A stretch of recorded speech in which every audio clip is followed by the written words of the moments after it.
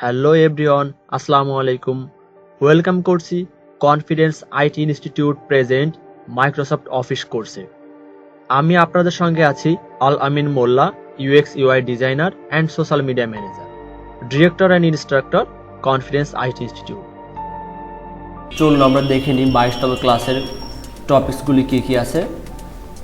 22তম class টপিকসগুলি আছে update table, insert footnote, insert endnote, next footnote, show note, insert creation and manage.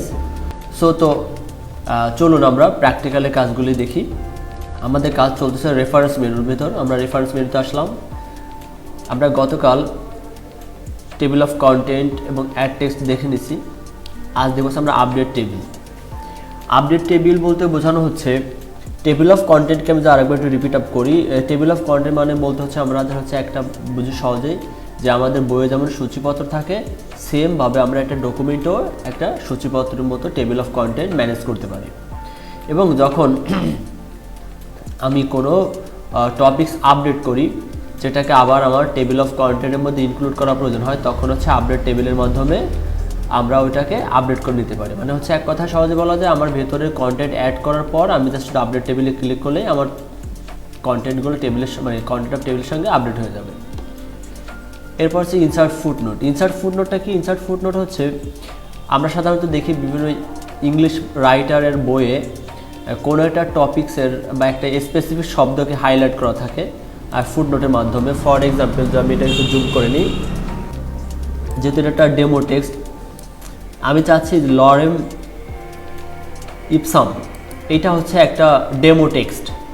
তো আমি চাচ্ছি এটা বোঝানোর জন্য যে এই শব্দটা একটা ডেমো টেক্সট। তাহলে আমি কী করতে পারি? আমি শব্দটার শেষে মাউস ক্লিক করলাম এবং রেফারেন্স মেনুতে আসলাম এবং এখান থেকে আমি ইনসার্ট ফুটনোটে ক্লিক করলাম। ফুটনোটে ক্লিক করলে কী হয়, আমার পেজের লাস্টে একেবারে নিচের দিকে একটা আন্ডারলাইন চলে আসছে এবং আন্ডারলাইনের নিচে একটা সেকশন চলে আসছে আমাকে আর্টিকেল লেখা। তো আমি এখানে লিখলাম হচ্ছে ডেমো টেক্সট।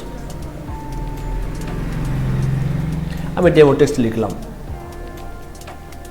সো আমার এই যে লরেম ইপসামের পাশেই ওয়ান এখানে শো করছে, তার মানে হচ্ছে কি আমি এই ওয়ান দিয়ে একটা বোঝানোর চেষ্টা করছি, ফুটনোট। এবার আমি এখানে আল আমিনের নিচে মাউস ক্লিক করলাম, সাইডে, এবং এখানে আমি ইনসার্ট ক্লিক করলাম। 2 নাম্বার আসছে, আমি লিখলাম হচ্ছে মাই নেম। তাহলে আপনারা বুঝতে পারতেছেন এখানে লরেম ইপসামের পাশে 1 আসছে এবং আল আমিনের পাশে 2 আসছে এবং নিচে 1 এবং 2 দুটো নাম্বারিং চলে আসছে। আমি প্রথম নাম্বারিং 1-এ লিখলাম হচ্ছে ডেমো টেক্সট, মানে আমাদের এই পুরো কন্টেন্ট হচ্ছে একটা ডেমো টেক্সট, এবং নিচে লিখলাম হচ্ছে মাই নেম, অর্থাৎ আল হচ্ছে আমার নাম। এটা আমি বোঝানোর জন্য এটাকে সাধারণত অনেক ইংলিশ রাইটারের বইয়ে কোনো একটা ওয়ার্ড বা কোনো একটা কিছুকে স্পেসিফিক বোঝানোর জন্য নিচে সেটা মানে ওই শব্দটা বা ওই টপিকসটিকে নিচে আরেকটু ডিটেল করা থাকে, মানে বর্ণনা করা থাকে। এই কাজগুলো করার জন্য সাধারণত ফুটনোটটি ব্যবহার করা হয়ে থাকে। এরপর আসে আমরা হচ্ছে insert in note. Insert in নোটটা কি? আমাদের ডকুমেন্টে যদি অনেকগুলো পেজ থাকে, যেমন 5, 10, 20, 100, 200 এরকম আনলিমিটেড যদি কোনো ডকুমেন্ট থাকে, মানে পেজ থাকে একটা ডকুমেন্টে, তাহলে আমরা চাইলে এই ফুটনোটটাকে সাধারণত একেবারে নিচেও আমরা করে দিতে পারি। আমি হচ্ছে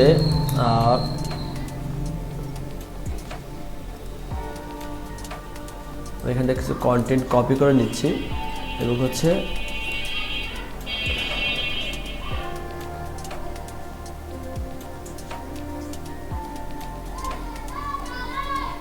আমাদের ফুটনোটে এখানে প্রথম সেকশনে ছিল। আমি যদি চাই একবারে আমার টোটাল ডকুমেন্টের লাস্ট টাইমে ফুটনোট ইউজ করবো, সেটাও পসিবল। সেটা হচ্ছে ইনসার্ট ইন নোটের মাধ্যমে। ইনসার্ট ইন নোটে গেলে হচ্ছে টোটাল একেবারে আমার ডকুমেন্টের লাস্টে সাধারণত চলে আসে।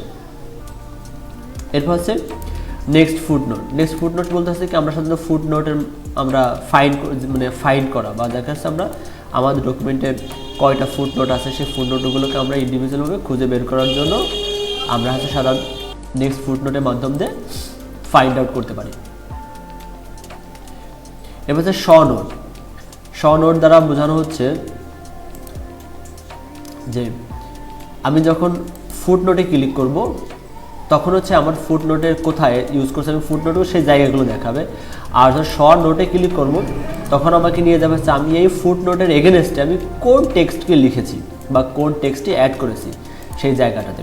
অর্থাৎ শ নোট দ্বারা হচ্ছে বোঝাচ্ছি কি আমরা নতুন করে কোন শব্দগুলো লিখতেছি বা কোন ওয়ার্ডগুলো লিখছি সেটা হচ্ছে মানে শ নোটের মধ্যে থাকে, আর ফুট নোটের মধ্যে থাকে হচ্ছে আমি কোন শব্দটার সঙ্গে আরেকটা শব্দকে জুড়তে চাচ্ছি সেটাই। এরপর হচ্ছে আমাদের ইনসার্ট ক্রিয়েশন। ইনসার্ট ক্রিয়েশন বলতে হচ্ছে আমি যদি কোনো কোটেশন ইউজ করি, যেমন আমরা বিভিন্ন সময় বিভিন্ন কন্টেন্টের মধ্যে বিভিন্ন রাইটার বা বিভিন্ন বইয়ের কোনো একটা উদ্ধৃতি বা কোটেশন ইউজ করি, তখন আসলে কি সেই উদ্ধৃতি বা কোটেশনটা ইউজ করলে আমরা যদি তাকে হাইলাইট না করে দিই বা তাকে হচ্ছে আমরা ক্রেডিটটা না দিই, তাহলে অনেক সময় কী হয়, ওটা হচ্ছে কপিরাইটের মামলায় পড়তে হয় বা আমাদের কপিরাইট ক্লেম খেতে হয়। সো যেহেতু আমি এটা একটা অনলাইন বেসড কন্টেন্ট, মানে আমি ইন্টারনেট থেকে কালেক্ট করেছি, সো আমি যদি এটাকে এখন মিনিমাম একটু অনারিয়াম জানাই তাহলে কী হবে, আমি এই প্রবলেমটা ফেস করব না। যেমন আমি এই শব্দটা নোট করলাম এবং আমি হচ্ছে ইনসার্ট ক্রিয়েশনে যাচ্ছি, নিউ ক্রিয়েশন।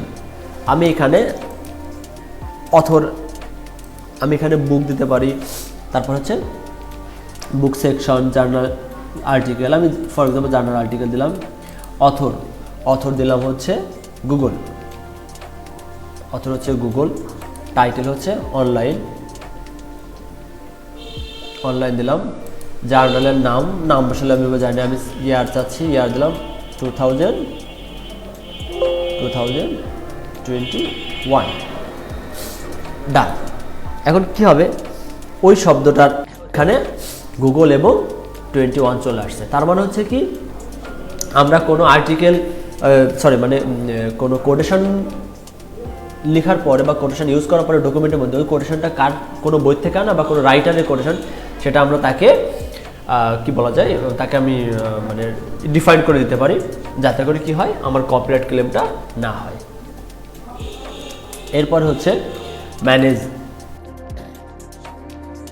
ম্যানেজ বলতে হচ্ছে আমি যে ইনসার্ট ক্রিয়েশন করলাম, এই ক্রিয়েশনকে ম্যানেজ করা, যে আমি চাইলে এটাকে আবার এডিট করতে পারি, আমি এটাকে ডিলিট করতে পারি। হ্যাঁ, আমি ডিলিট করে ফেললাম, ডান। এখন আমার এখানে আর নাই, সো আমি এখান থেকে এখন আর ডিলিট করে দিতে পারতেছি।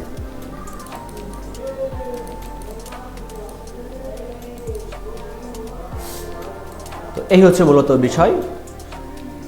তো ভিউয়ার্স, নেক্সট টিউটোরিয়াল দেখার জন্য আমন্ত্রণ জানিয়ে এখানে শেষ করছি। সবাই ভালো থাকবেন, সুস্থ থাকবেন। আসসালামু আলাইকুম।